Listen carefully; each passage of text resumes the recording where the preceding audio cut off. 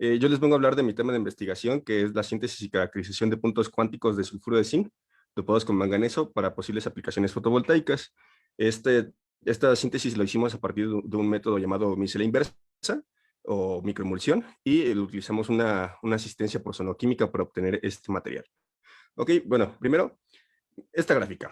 Aquí les muestro el porcentaje de consumo energético de México por diferente rubro en el 2018. Y vemos que aquí en el 3% del consumo energético vino de fuentes renovables, solamente el 3%.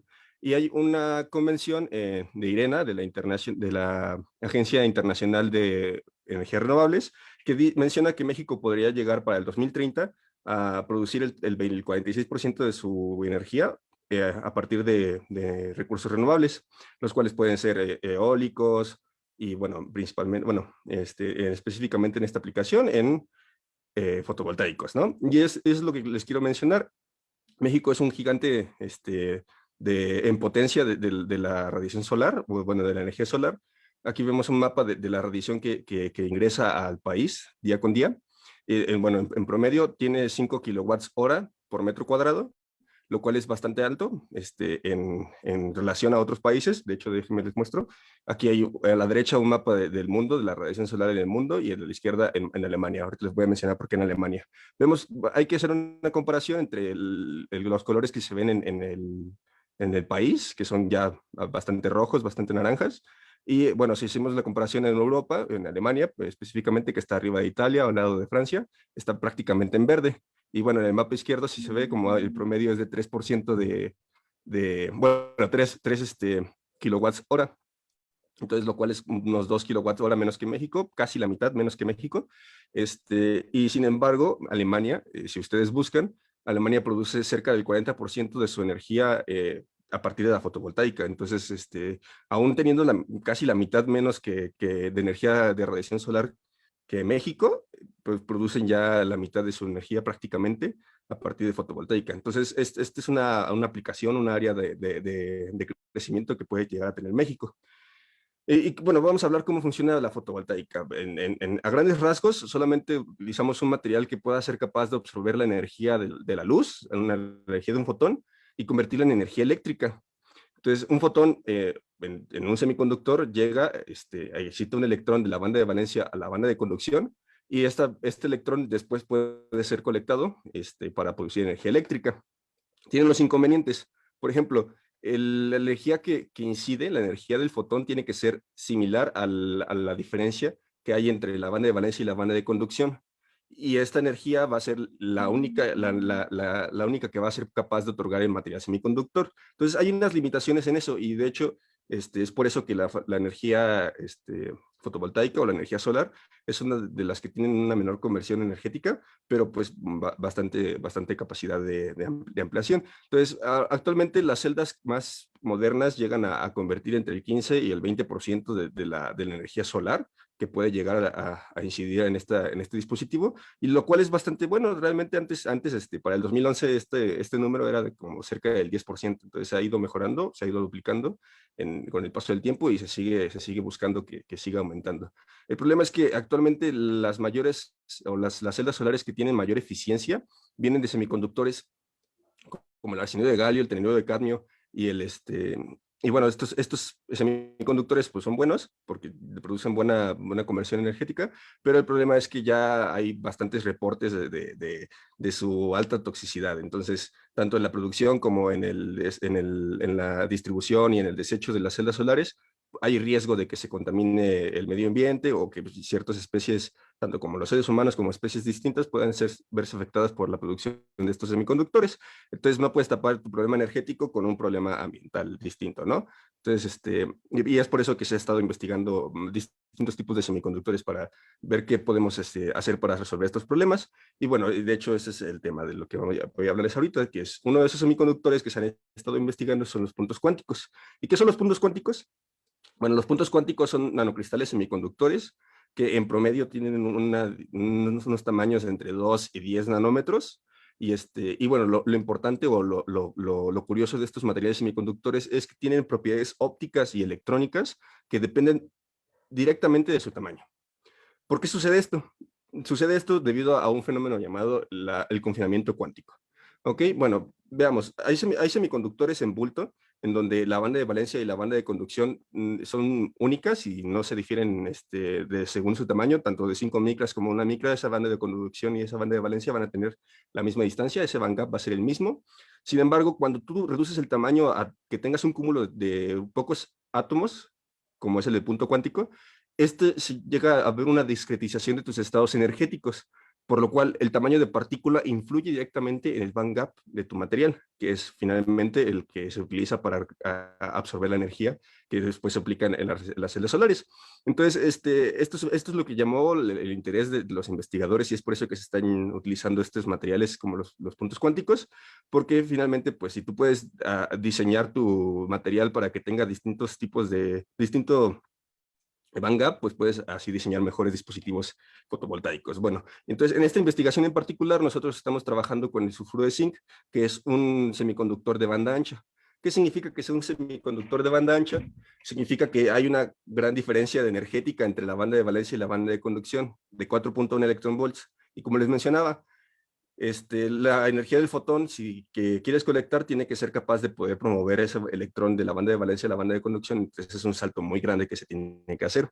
Es por ello que en este material estamos utilizando un dopaje con manganeso, en la intención de que se hagan unas interbandas, unas trampas electrónicas por los cuales los electrones puedan saltar y descansar y llegar a promoverse o recombinarse sin necesidad de saltar los 4.1 electronvolts que son del material de sulfuro de zinc y pues, finalmente poder aplicarlos en la fotovoltaica, ¿no? Y entonces estamos obteniendo este material por un método de micelia inversa, el cual es utilizamos un surfactante para que se hagan micelas y dentro de estas micelas, que son fungen como pequeños microreactores, se llevan a cabo las reacciones del material y se evita que se haga un crecimiento descontrolado de la partícula. Y a su vez, y aunado a esto, al mismo tiempo, estamos utilizando una asistencia de sonoquímica, que es agregar energía por medio de ondas ultrasónicas. Así es, esto reduce el tamaño de partícula y mejora, de hecho, la producción que se obtiene del material. Entonces, finalmente les voy a presentar, es la síntesis como tal, la síntesis en burdo, es sulfato de zinc, lo hacemos reaccionar con sulfuro de sodio y se obtiene sulfuro de zinc y sulfato de sodio. Entonces, aquí agregamos sulfato de manganeso en ciertas cantidades, proporciones, que fungen como el dopante. Lo hacemos tanto desde un control hasta de 1, 3, 5, 10, 15%. Utilizamos EDTA, una sal disódica, como surfactante para pues, controlar el tamaño de partícula. Ajustamos el pH a pH 10 y después separamos, antes de agregar el sulfuro de sodio que hace que se lleve a cabo la reacción, agregamos dos tipos de síntesis distintas, ¿no? Una utilizamos la sonoquímica como para ayudarnos a la síntesis y otro utilizamos un grupo de control en donde no utilizamos sonoquímica, simplemente el método de micelia inversa. Y bueno, el material que obtenemos es fluorescente. Aquí les muestro unas imágenes para que vean cómo florece al momento de que nosotros le agregamos energía por una lámpara ultravioleta. Y bueno, esta fluorescencia varía con respecto a a su tamaño de dopaje, o sea, concentración de dopante, y también varió entre si utilizamos sonoquímica o utilizamos un grupo de control. En general, cuando utilizamos sonoquímica, obteníamos una fluorescencia más notoriamente más, más intensa. Pero bueno, esos no son, son simplemente resultados a simple vista, entonces llegamos a hacer unas caracterizaciones más específicas, como son la difracción de rayos X para ver la estructura cristalina de nuestro material y el tamaño de cristalito, una espectroscopía Raman para observar los modos vibracionales y cómo estos cambiaban con respecto al dopante que agregamos en la síntesis, y una espectrofotometría UV-Vis para ver el espectro de absorción y calcular o hacer una aproximación del bandgap óptico de nuestro material, el material que obtuvimos. Entonces, rápidamente les voy a pasar los resultados que obtuvimos. Aquí en la difracción de rayos X, hay tres principales cosas que se pueden concluir. La primera es que el patrón de difracción que obtuvimos nos demostró que teníamos un material en una estructura de zinc blenda. La segunda sería que al momento de que nosotros estamos aumentando la concentración de dopante, observamos cómo hay una disminución en el tamaño de cristalito que calculamos. Y la tercera es que hay unos ciertos corrimientos que son difíciles de observar, pero en las difracciones de Bragg hay ciertos corrimientos hacia ángulos mayores, lo cual infiere ahí que hay como una tensión al momento de que nosotros estamos aumentando el dopante. Esto se puede observar también tanto en estos resultados que les enseñaba los anteriores eran son del grupo de control sin sonoquímica, y estos de aquí son con la sonoquímica. Varían únicamente en que, de diferencia del tamaño de cristalito, con sonoquímica obtuvimos un nanómetro menos de tamaño de cristalito, es decir, se ve una reducción de tamaño de cristalito de 1 nanómetro. Ok, bueno, esas son como las 3 conclusiones que tuvimos de difracción de rayos X de manera general. Ahora también de manera general, la espectroscopía Raman, que nos enseña los modos vibracionales, vemos como, bueno, la principales conclusiones es como hay unos corrimientos hacia derechas e izquierdas, tanto en el grupo de control como en el grupo de asistido por sonoquímica. Específicamente vamos a hablar del grupo de control justo ahora, que vemos como los corrimientos de los modos vibracionales se dan hacia números de onda menores cuando se está aumentando el dopaje. Esto se debe, o bueno, cuando hay corrimientos hacia números de onda menores, se le atribuye a que hay una tensión compresiva en la red. Y cuando vemos los resultados del método asistido por sonoquímica, ahí ya se están corriendo hacia la derecha la mayoría de los modos vibracionales, lo cual atribuimos a que es una tensión un estrés de tensión, es decir, que se está elongando la red. Esto nos puede inferir un poco acerca de cómo se está ingresando el dopante. Es decir, en el grupo de control se ingresa de cierta forma, y que hace que haya un estrés de compresión, y en el grupo asistido por sonoquímica se está ingresando de distinta forma, que hace un estrés de tensión, lo cual podría inferir que pues, a lo mejor agregándole sonoquímica está mejorando la difusión del dopaje en la red. Bueno, ahora les voy a mostrar los espectros de absorbancia, bueno, el espectro de absorción de los UVs de los diferentes materiales. En el grupo de control, lo único que hay que inferir aquí, bueno, mostrar aquí es que cuando hubo una cantidad alta de concentración de dopante, de 10% de manganeso, vemos como ahí el pico se mueve. Déjenme tratar de apuntarlo. El pico se corre hacia ángulo, bueno, hacia 270 nanómetros. Y también en el caso del 15% de manganeso, también hay otro pico de absorbancia en 215, que es como en el resto de los demás, y también otro aquí en 270. Entonces, eso es como por la cantidad de manganeso, el dopante está haciendo como algo ahí en la síntesis. En el caso del grupo asistido por sonoquímica, todos tuvieron exactamente el mismo pico, lo único que cambió fue sus absortividades. Y bueno, después estos insets son las curvas de tau que hicimos para aproximar el bandgap óptico, y los resultados son los siguientes. En general, de manera general de nuevo, con el grupo de control, el bandgap óptico se quedó fijo en una concentración, en unos 5.0 y tantos electronvolts, excepto para el caso del 10% de dopaje, que es cuando el pico de absorbancia se corrió hasta los 270, ahí es de 4.39 electronvolts. Y en el grupo asistido por sonoquímica, ahí sí vemos cómo hay una relación entre el dopaje y el bandgap óptico que se obtiene. En este caso, pues aumentamos el dopaje y vemos cómo hay una pequeña reducción del tamaño, el bandgap óptico que aproximamos. Bueno, excepto en el caso de 15% de manganeso, que ahí atribuimos que hay una saturación de manganeso, lo cual evita que siga bajando ese bandgap.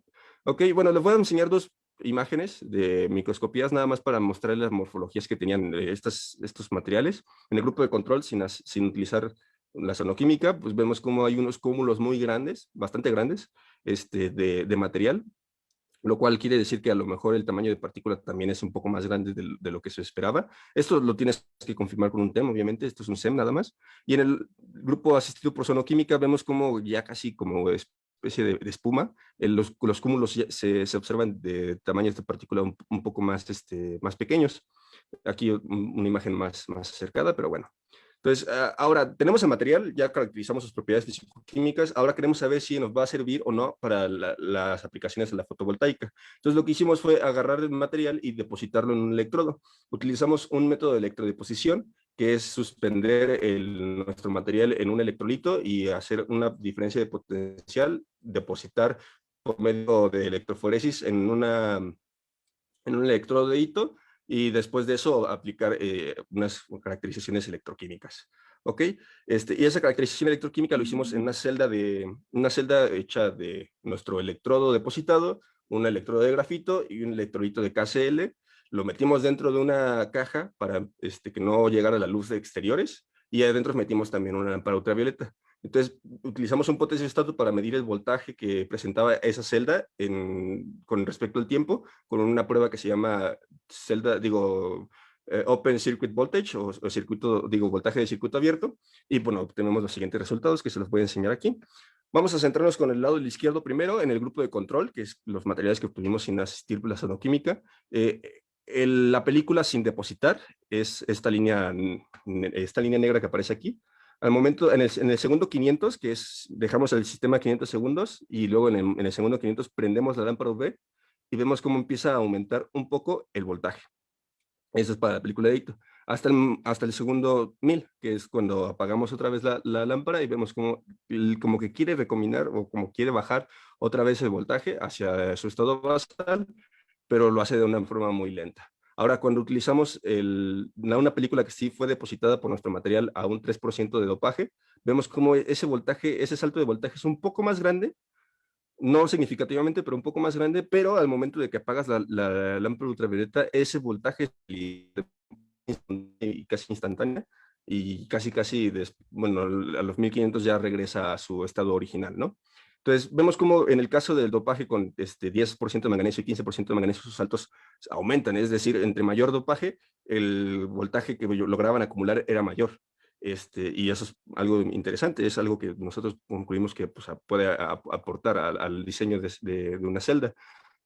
Pero finalmente se tiene que hacer otras pruebas también. De hecho, eso es justo lo que quiero mencionar, porque en el caso del grupo asistido por sonoquímica, vemos como ya los saltos no son tan grandes. En el caso del 15% de manganeso del grupo de control, el salto es de casi 0.7 volts de diferencia, y aquí en el grupo de asistido por sonoquímica, el mayor salto no alcanza más que los 0.25 volts de diferencia. Y de hecho aquí el 10% de dopaje hace algo raro, que acepta la energía, es decir, acumula el voltaje y luego le empieza a liberar y con la lámpara encendida. Entonces ahí hay como todavía hay que observar qué tal, a lo mejor es que el dopaje está tan bien que se está recombinando los electrones que se están haciendo de una forma tan espontánea que pues sí se está acumulando energía, pero pues, lo está liberando al momento.